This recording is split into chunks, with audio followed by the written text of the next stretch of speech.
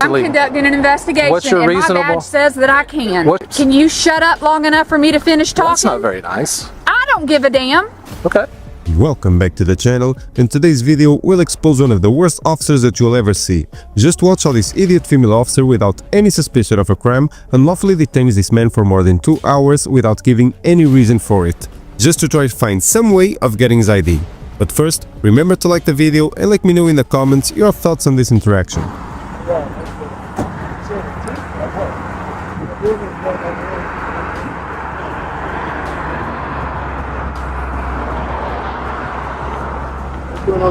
Hey, officer, how are you?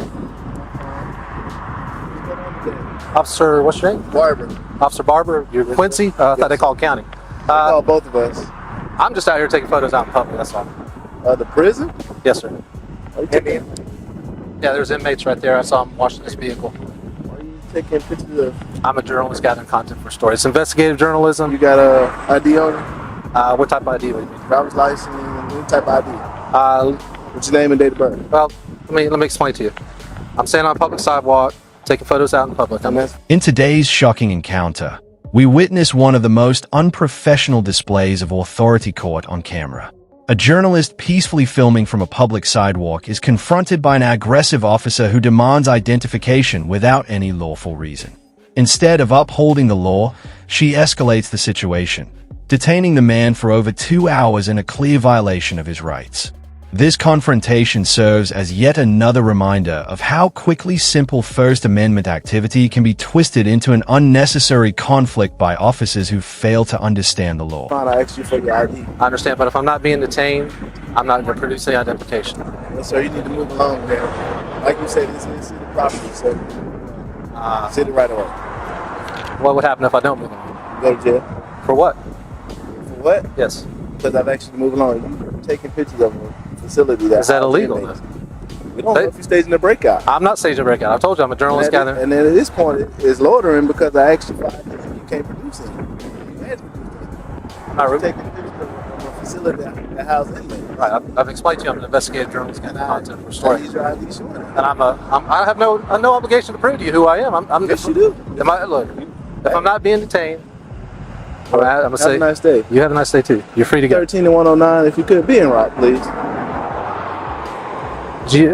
Are you actually? Who's that over there? Are you trying to trespass me from a public sidewalk? No, I'm asking you to walk along. Keep moving. I'm not gonna keep moving. I got a job to do, so I'm out here to do my job. I appreciate if you didn't. I appreciate if you didn't interfere and obstruct my rights.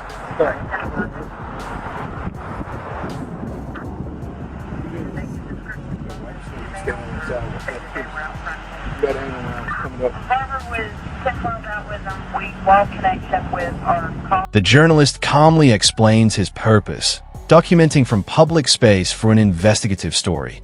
Despite having every legal right to film, the officer insists on seeing identification. When he refuses, citing his constitutional rights, she threatens him with arrest for simply standing on public property. Her actions reveal a troubling lack of understanding of the difference between public and restricted areas.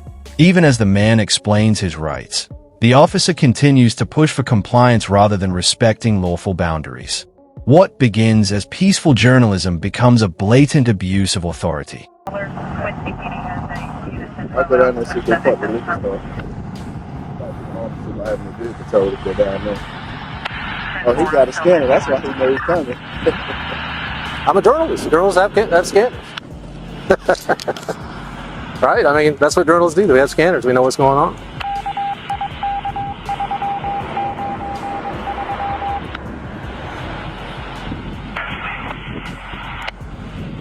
This is constitutionally protected activity safeguarded by the First Amendment. I have every right to do this. You from Florida? I'm not answering any questions. Because if you're from Florida, you should know that Florida also requires everybody to have identification, which is state law. So you have to have identification on you at all times? It's state law. Look it up. He's a lieutenant in the sheriff's office? Yeah. Even better. All right, how are you? Yeah. Get it right. Sure. He had to take a picture of the prison and inmates don't want to produce ID. Why are you doing that, So sir? we can verify who I've explained to the officers. Explain it to me. I'm going to explain to you what I'm doing is I'm a journalist gathering content for a story. Investigative journalist gathering content for a story. And beyond that, investigative journalist gathering content for a story. If I'm not being detained, I'm not going to produce any ID. It's none of y'all's business who I am. It's none of y'all's. Soon, more officers arrive, escalating what should have been a non-issue. Instead of diffusing the situation, they surround the journalist, questioning his motives and demanding proof of identity.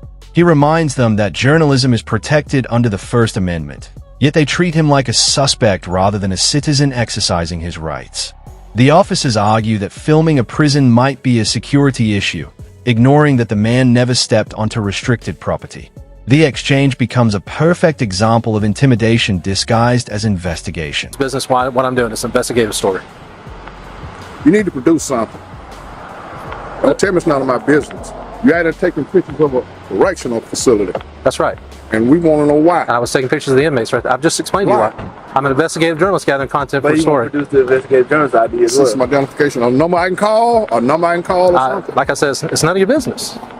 Unless I'm being detained, I'm not producing the ID. And as a matter of fact, if I'm free to go, have a nice day. Am I free to go? No, you're not free to go. I'm not free to go. So I'm being detained. No, sir, I need to see my ID. Okay, well, if I'm not being detained, have a nice day. I need to see my ID. Sir, I'm either being detained or I'm free to go. Either one. You're actually committing obstruction right now by not giving us an ID. Okay, what's going to happen if I don't produce ID at this point?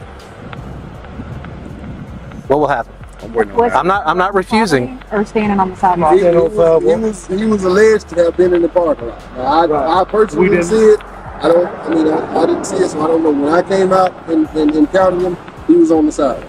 Am I being detained or am I free to go? It's one or the other. No, I need to see my ID. Officer. He got I'm sorry, this off Lieutenant. YouTube. He got this off YouTube. Exact same subject, did this exact same thing on YouTube. Right, this is comical. And then he this wants is- to write about it, and this is It's because you guys are infringing on my First Amendment rights. This is a public sidewalk. This is constitutionally protected activity. I've explained to you that I'm a journalist. and you never As the standoff continues, the journalist repeatedly asks if he is being detained or if he is free to go. The officers refuse to answer clearly, violating procedure and constitutional limits. Instead, they accuse him of obstruction for not showing ID, though no crime has been committed. Their lack of probable cause is alarming, and yet they continue to detain him. The lead officer insists she's conducting an investigation, even when no evidence of wrongdoing exists. This misuse of power exposes a dangerous gap in understanding basic civil rights. You were not. foot off the sidewalk. I have never set foot off the sidewalk. You would have an ID tag. You would have something. I do have an ID tag, but what I'm telling you is it's none of your business. I'm not producing ID unless I'm being detained. For This isn't. security purposes, yes. There's also a gentleman. He recorded down there. Yeah, he's recording right down the road. He has a Am I free to go? No, you're not free to go. So I'm being detained. You're not free to go. I'm not free to go. Okay, this is not a public building. That's not a public building. It's not It's a state correctional institution, man. Okay, You're Tiffany and for Parsons. yes, Tiffany Parsons. What's your badge number? 37, Gadsden County Sheriff's Office. Thank you. Phone number 627-9233. And if you need anything Relax. further, I can give Okay. it to you. Relax. This is a security issue because This we is have a First prisoners Amendment in issue. here. This is a constitutionally protected right, safeguarded by the First Once Amendment. you come off the sidewalk, it's a security I've never been off the issue. sidewalk. Have you seen me off the sidewalk? Have you witnessed me on their property? Videotapes. Can you Go guys request get it. a sergeant or a lieutenant and let's just view the videotapes? I have my chief of security now. Okay, because if you step I never stepped off the sidewalk. we have a big issue. I never stepped foot off the sidewalk. I've been on the sidewalk the whole time. If I'm free to go, have a nice day. You're not free to go. So I'm being detained. Despite calm explanations, the officers persist, claiming the sidewalk is part of prison property. The journalist stands firm, never stepping off public ground. He repeatedly asserts his First Amendment rights while being treated like a criminal for exercising them. The female officer, identified as Deputy Tiffany Parsons from the Gadsden County Sheriff's Office, refuses to back down. Her tone grows increasingly hostile as she fabricates justifications for detaining the man. This interaction highlights how a badge can too easily become a weapon against the very freedoms officers swear to protect. Temporarily. For what reason? What's your reasonable articulable Because I'm suspicion? conducting an investigation. Based on what? What am I doing that's I'm illegal? conducting an investigation. What's your and reasonable- my badge says that I can. What's your reasonable and articulable you will suspicion? Be quiet. What is your reasonable I'm articulable conducting suspicion? an investigation. Based on I'm what? conducting an investigation based on What a potential security issue. Potential security issue. Potential security issue. That's right. I've explained to Until you- I see the tapes, I have right to see the tapes. And after I see the tapes, So you got to detain me until you see the tapes. Can you shut up long enough for me to finish talking? That's not very nice. I don't give a damn. Okay. Until I see the videotapes, I am officially conducting an investigation. Once I view them and I see that you never step foot on this property, you are free to go. What's your reasonable articulable suspicion that I stepped foot on that property? What's your reasonable articulable suspicion that I've committed a crime?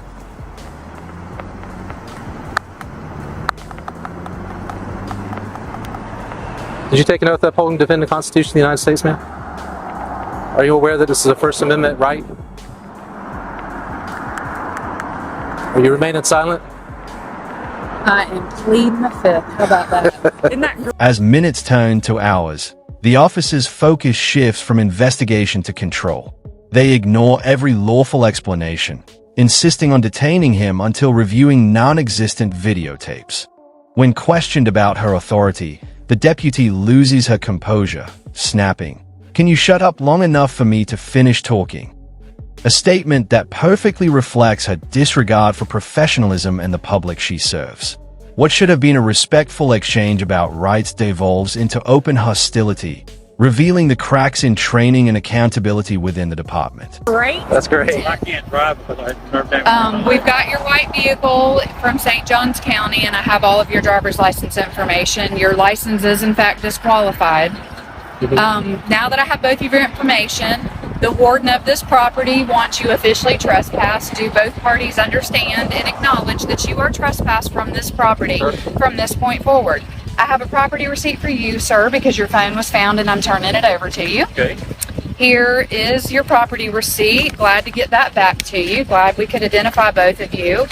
You have officially been trespassed from the property again. I'm iterating that for the second, third, and fourth Me? time. I'm trespassing? You are trespassed, Mr. Thomas James Covenant and Mr. Jeffrey Gray from St. Johns County, St. Augustine. You're trespassed as well. Okay? I understand. Okay. Paperwork? So go ahead and go back to your car and put the keys in there. The female Gaston County Sheriff's deputy said that my license was disqualified, and she basically dared me to go get in my car. Eventually, the officers claim to have obtained the journalist's identity through other means and proceed to trespass him from public property without ever proving he broke the law. They even assert that his driver's license is disqualified, daring him to drive so they can arrest him. Despite the harassment, he remains composed, documenting every word as evidence. The footage captures the deputy watching from across the street, waiting to see if he will comply. It's a chilling demonstration of authority used for intimidation, not justice. Start it up and drive on. Well, look what I'm doing. She's sitting across the street watching us. Okay. So, I'm gonna get her too this way. let's go see, have a word with her.